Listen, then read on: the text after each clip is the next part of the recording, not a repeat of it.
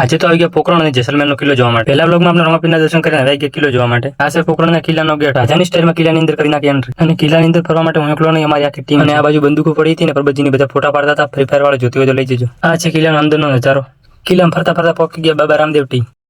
જે ગામના અમદાવાદ મારા ગોદામ કે પોસ હતા ત્યાં હતા ફોટો પાડો મારો ફોટો તમારો ચાલુ. પ્રવાસમાં ફરતા કોઈ ના હોય આવું દૂધ પેલું ઢોકણું બાટલામાં ગાતવાનું પછી કાઢવાનું. શાબાશ બેટા. અને ઉપરલા ભાગમાંથી કિલ્લાનો નજારો સારો. પોકી ગયા ઠેઠ કિલ્લાની ઉપર થોડા સીન સપાટા કરી નાખી.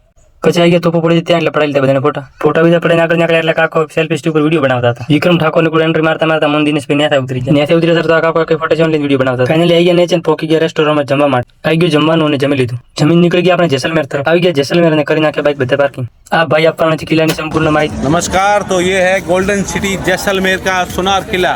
આ તો રાધાની ખુરશીમાં બેઠા જેવા ફોટા વિડીયો પડાવ્યો રાધાના એટલે કોકની અટવાડી છે મોટામાં ના કહેતા. બધી વસ્તુ એક એક કરીને સારી રીતે સમજાવી અમને. એવી રીતે કિલ્લો નીકળી ગયા પાછા. આ એક્ટિવા હશો એટલે બધા કોમેન્ટ કરજો કેટલી કિંમત આવશે. આ છે જેસલમેર સિટીનો નજારો. કિલ્લો જોવામાં મજા આવી જાય અને કિલ્લાનો ફૂલ બ્લોગ જોવો તો યુટ્યુબમાં આવશે. કિલ્લો બીજો જોઈને નીકળી ગયા કારણ કે વરસાદનું વાતાવરણ થઈ ગયું એટલે નીકળી ગયા ઘર તરફ. જેસલમેર થી 12 વાળા હાઈવે પવન ચક્કીઓ મારેલી બહુ મોટી મોટી. રાતના વાગી ગયા તો 9 અને મળી ગઈ હોટલ ને બેસી ગયા જમવા માટે. જમીને આવી ગયા એસી વાળા રૂમમાં અને સુઈ ગયા. સવારમાં વહેલા નાઈ ધોઈને તૈયાર થઈ ગયા નીકળી ગયા ઘર તરફ.